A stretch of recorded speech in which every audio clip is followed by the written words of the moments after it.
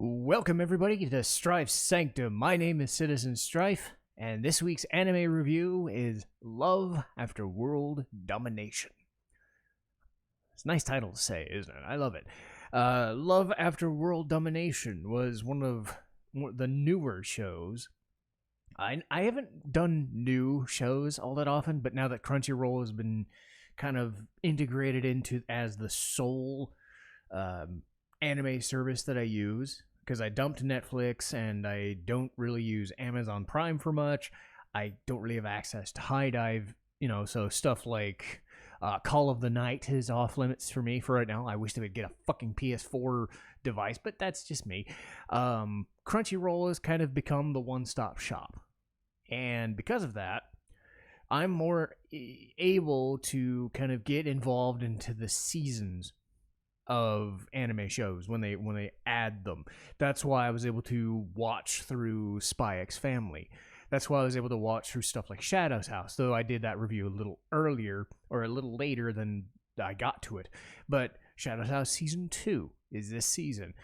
Devil's a Part-Timer Season 2. I want to watch Classroom of the Elite once they start getting, all the episodes in. And of course, I'm still trying to keep up with other shows. I'm watching something known as Kimono Jihen. Yeah, it's Kimono Jihen. Kind of a yokai detective show with a lot of fucking blood and gore in it. So my whole thing is I'm trying to get through a show a week, but I'm also trying to watch shows that are still current when they debut. So I do keep up with a lot of shows that I try to keep going so that I keep, these podcasts going as well. And one of the ones that I caught after Spy X Family, which I ended up liking a surprising amount, was Love After World Domination. And then I will say this up front. Everything about the show, for me, shouldn't have worked. I'm not really into romance, not really into slice of life stuff. I mean, on occasion I will, but slice of life depends on how they do it. I'm not really into just harem nonsense anymore. I do like harems. This isn't like a harem show, but you'll get some of the romance Three's Company bullshit, that sort of comedy in there. And then you add on the fact of this entire premise is kind of half a romance show, half a Power Rangers or Super Sentai spoof. Like, I'm not really into stuff like Power Rangers anymore. I watched it when, like the first season or the movie, maybe into season 2, and I'm using Power Rangers as an American example. I know Super Sentai and other shows like that have been around way longer and have been around just way more often in Japan, but still. You watch this show, you kind of know that's what you're in for. A love show about Super Sentai or Power Rangers. Basically what it is a send-up of both things coming together. And when I watched this, I was amazed at how I thought I would hate it. And then when the first episode was over, I thought, this is one of those things that works in spite of itself, in the exact way it has to work for me to like it, where everything around it works, that I am invested in it. To give a video game example, I remember some people who don't play Persona or not really JRPG fans. I'd say Yahtzee Croshaw, the Zero Punctuation guy. He said specifically that Persona 4 and 5, the ones that he played, are good games to him, not because of the RPG stuff, not because of the dating sim stuff, not because of the life sim stuff, but because it just works together perfectly. That's the best way I would describe this show. It's a lot of fluff. It's a lot of dumb crap. It's very joke. It's a comedy. It's a romance comedy. And honestly, most of the characters kind of suck. So what is it about this show that works? Well, it's mostly the main leads. As I said before, it's about 2 people.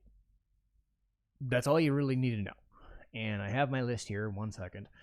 But the show revolves around 2 specific characters. and the main lead is Desumi Magahara, otherwise known as Reaper Princess. She's voiced in the English version by Lindsay Seidel, who was Maya Fey in the Ace Attorney version. I'm going to have to review that at some point, and specifically because I'm doing Phoenix Wright right now on the gaming side. But she was also Ichika Oya, or no, Ichika Nakano. I was thinking of a different name. Ichika Nakano, hard to say, from Quintessential Quintuplets. So Desumi is just this 16-year-old, whatever, pop idol girl, that sort of girl character. The trick in this show is that instead of being kind of a pop idol, TikTok, whatever, influencer girl, she instead is enlisted in this supervillain group known as Gecko. The Gecko team is facing off against the Super Sentai team known as Gelato Group, or something like that. So you have Gecko on one side, the bad guys, full of faceless minions and a few good people that are actually good at their jobs, known as the princesses. And she doesn't look strong. She doesn't act strong, but she's, that typical anime super strength, think Yor from Spy X Family. Super strong just cuz. So that's her excuse. But she joins Gecko because her family is part of Gecko, so she's on the bad team, right? But she doesn't act like it. She gets enlisted. She fights Gelato team, typical Power Rangers team. So red, green, blue, yellow, pink, that sort of thing. The main lead on the Power Ranger side, I'm going to confuse them all the time, is Red Gelato, known as Fudo Aikawa. He was voiced by Anthony Damasio, I believe. Again, we're doing a lot of newer actors. If I don't know them from anything else, I don't have anything to go by. But these two are on opposite sides. And wouldn't you know it? It's basically Rita Repulsa if she was a 16-year-old anime girl and the Red Power Ranger falling for each other and what shenanigans you can do. And that's basically it. It shouldn't work. But again, that's the conceit of the show. It gives you a lot of the stock weirdness of a Power Rangers meets whatever Sentai show, which was cool for me because, again, I don't watch those all that much, but I know enough of the... Sorry, there's an ambulance going next to you while I'm trying to record. I hate when that happens. We're doing this live. I don't care. But you have this issue of how do they coexist?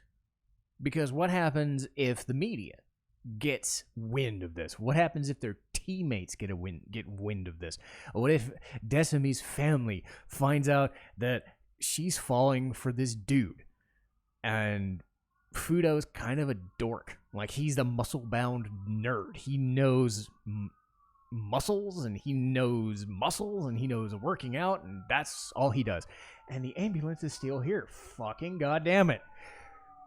But yes, the crux of the first few episodes is them kind of being together already, but slowly filling in the gaps of how this works and how they don't let on that they have this. So the way the show works around it is that they'll call each other up and say, hey, we're going to do this crazy thing over here.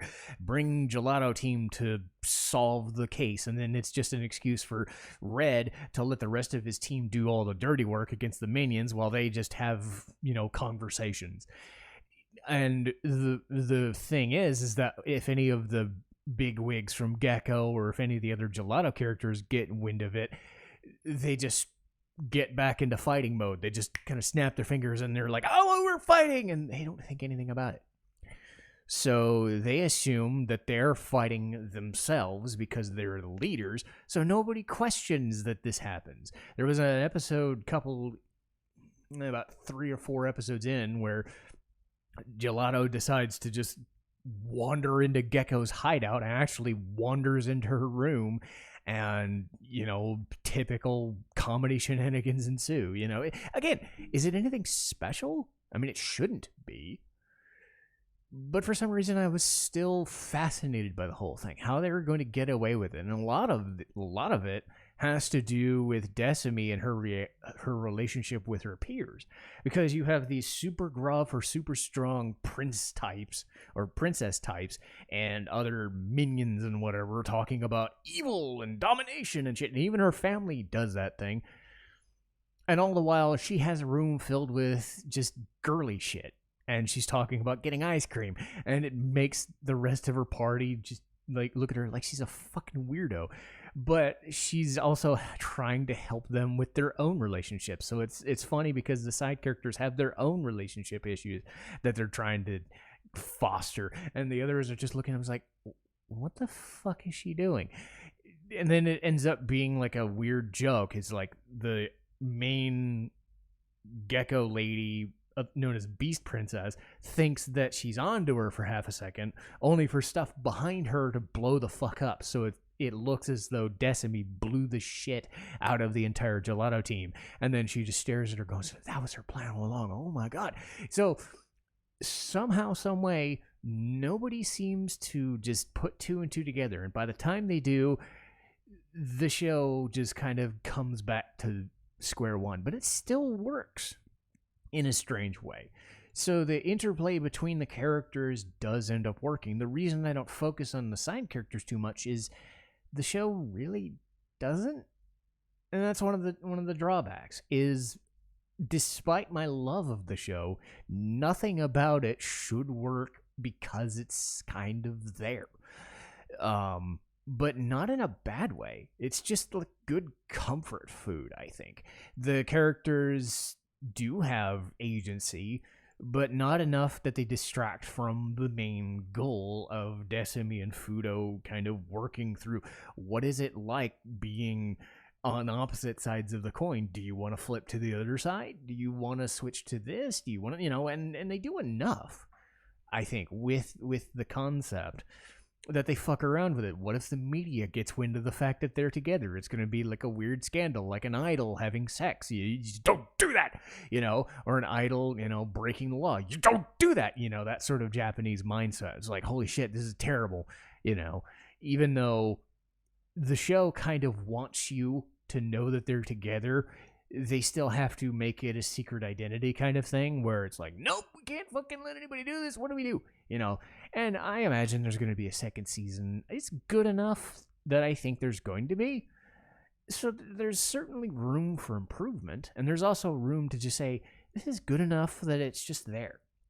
It's not, Spy X Family. It's not going to break the bank or anything like that. What was the Kaguya-sama Love is War? I haven't seen that, but apparently that one's really fucking good, and that was getting a lot of publicity too. This was one of those like under the radar things that showed up last season that I enjoyed, And as I said before, the Power Rangers fan in me got a kick out of all the weird Power Ranger stuff or in Super Sentai stuff that I hadn't gotten into, so that was part of the nostalgic kick to it. The romance stuff was stuff I normally don't get into, but I like the two main leads enough that this was one of those things where the show just works as intended. It's as I said, it's a comfort food. If you want something that just is fine, it has to work extra hard at all of the little things to make it work. It's not going to be anybody's like super anime or anything, but it's a good enough show. It goes by really quick. And I'd be okay with a second season. So consider this a recommendation. And I was pleasantly surprised. But that'll do it for me. And I know I've been doing a lot of these quicker anime reviews lately, but that's fine. Sometimes there's not a lot of meat to these bones, but that's not a bad thing. But we've got more stuff coming up. We have Soul Blazer next week. Nice Square, not Square, but Enix, now part of Square Enix, RPG, fairly reminiscent of stuff like Zelda, but it became its own thing, like Illusion of Gaia and Terra Enigma, which I will also review after Soul Blazer one day. Speaking of anime, our next anime review is The Rising of Shield Hero Season 2. And I liked Season 1, I hated Season 2. So I've been very charitable and happy, and, you know, I'm normally like to be super positive and whatnot, and I'm not gonna be. So the praise that I've had for the last long little while, it ends. And it's a show that I was really disappointed by because, oh, it just sucked so much. But it might be a good train wreck episode, who knows. After that, probably the biggest episode of my month for a while was going to be Kingdom Hearts 1. I've been doing a lot of the smaller scale nostalgia games for a while. This time, we're hitting with a heavy hitter RPG. And again, I'm not going to completely shit on Kingdom Hearts 1. I'm going to make a deal with people who know me or heard me for any length of time. I've been saying this for a while. Kingdom Hearts 1, I don't hate it. I hate what they do later with the franchise, and there's some stupid things that prevent me from liking Kingdom Hearts like I should. But I will try and be charitable to Kingdom Hearts 1. Kingdom Hearts 2, anything else? Not so much. But if you want to be positive, stick with the Kingdom Hearts 1 stuff, because if I start talking about Kingdom Hearts 2, my brain is going to fucking fry, and I'm going to have to pick it up off the floor. After Kingdom Hearts, we're going to be doing our Halloween episodes. So we're going to start with Hellsing and Hellsing Ultimate, speaking of shit that got really weird really fucking quick. Silent Hill 2, it's going to be really weird going back and seeing footage of that, especially since they're teasing a remake of 2, much like they're doing with the Resident Evil stuff. I don't think Konami's going to do that. You know, it's Konami, so we can't predict anything they're going to do. But hey, they did remake Silent Hill 2, so I'm going to try and watch the original version and the remastered version, just, you know, so I can get my feelings of those both out of the way at once. So Hellsing Ultimate, Silent Hill 2, and then on Halloween itself, I believe, will be the episode Ghost Stories. And not just any ghost stories, the notorious anime dub. And I try to get to these things within like, a week, 2 weeks, 3 weeks in advance or whatever.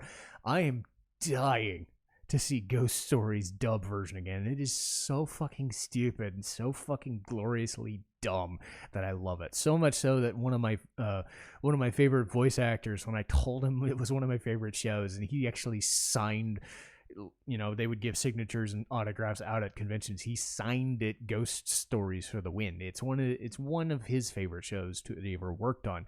So I'm gonna love rewatching it, because I do try to rewatch things to get a basis for things that I'm reviewing. But we're still chugging right along, and I hope you did enjoy this episode. If you did, share it around, like, share, subscribe, all that stuff. Make sure to watch my gameplay channels as well. I'm currently going through Phoenix Wright, and we're going to get through Phoenix Wright all the way, 1 through 3. At least what is available. I'd like to get through all 6 or 10 games and whatnot, but we have access to 3, but I'm going to do the entire trilogy. So I'm a busy guy. But that'll do it for me today. Thank you guys so much for watching. Citizen Strife, signing off.